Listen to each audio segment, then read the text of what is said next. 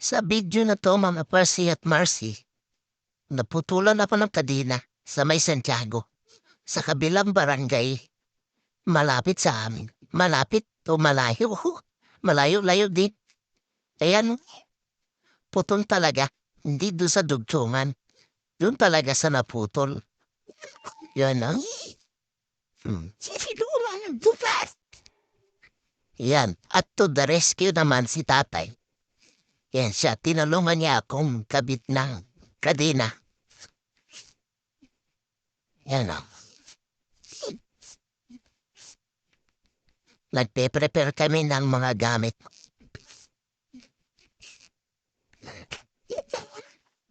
Pag kailangan natin talaga minsan matuto maging mekaniko.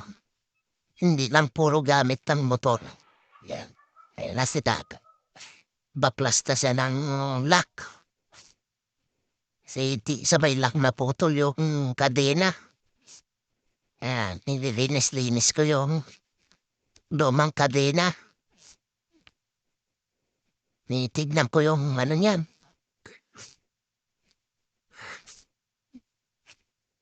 Minsan talaga dapat mag-aral din tayo sa gamit natin mag-maintenance. Ito kasi hindi ko napansin na kailangan na talagang palitan yung kadena. Natatanggalan na nga ako dati ng kadena pero hindi ko napapansin na kailangan na pala siyang palitan. Kaya sa video na 'to, talagang nakaka-stress si magpapalit ng kadena. At nahanap na ni tatay yung dugtungan ng kadena. Nahanap niya na.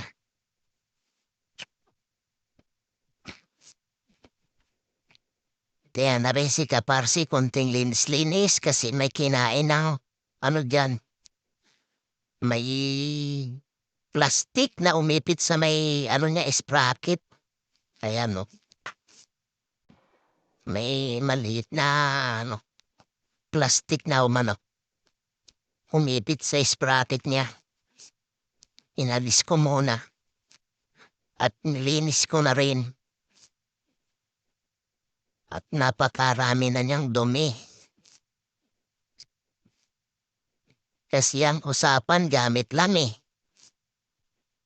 Hindi natuloy na maintenance ni Kaparsi. Na papalitan na pala ang kadena pati sprocket. Papalitan na rin yan. Matagal na rin kasi yung sprocket. Taon na. At yan may nakita silang yung dati niyang kadena, yun mo nang ikakabit para naman kahit papano magamit siya. Kasi parang mas maganda yan kaysa yung naputol. Mas okay pa. For the meantime lang muna. Kumbaga, sabi nila, pansamantagalan muna na yan ang ikakabit hanggat wala pang pangkabit. Kaya lesson learned na yan sa'yo, Kaparsi, na dapat alam mo kung kailan ka magpapalit ng kadena. Ayan, nag-iisip pa si Kaparsi ng gagawin niya. Yan na, ikakabit na niya. Inadyas ang gulong.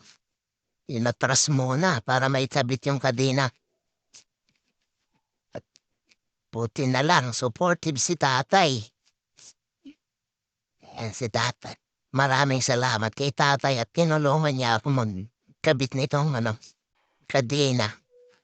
At hindi ko talaga alam kung paano ikakabit yan Manonood pa sana sa YouTube kung paano magkabit ng kadena. At ayan na, konti na lang, yung lock na lang. Kakabit na ni Kaparsi yung lock. Ayun, sabi ni tatay, yung lungs mo. Yung lang galawin mo dyan. At ayan na. Successful si Kaparsi at si tatay sa pagkabit ng kadena. For the meantime lang, para may magamit. Ayan na, naikabit na ng ikaparsi.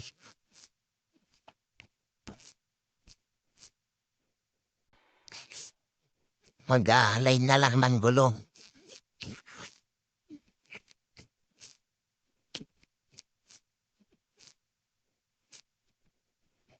Diyan may sinasabi ako kay tatay.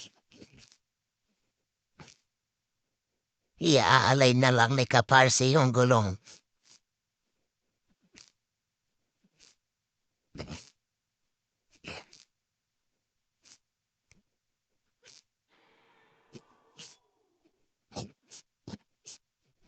At problem solving na si Kaparsi. Isang problema ni Kaparsi na solve na. Thank you so much kay tatay sa pagtulong kay Kaparsi. Yan. Bye!